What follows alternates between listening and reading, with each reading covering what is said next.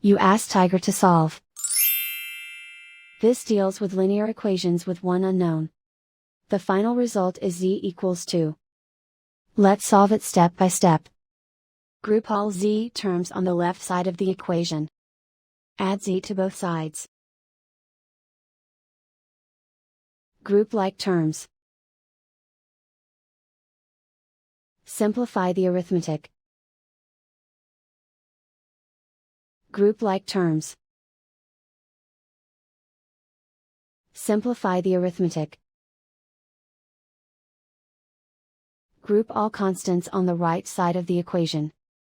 Add 5 to both sides. Simplify the arithmetic.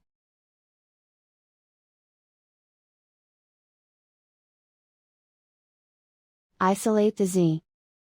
Divide both sides by 4. Simplify the fraction. Find the greatest common factor of the numerator and denominator. Factor out and cancel the greatest common factor. And so the final result is z equals 2.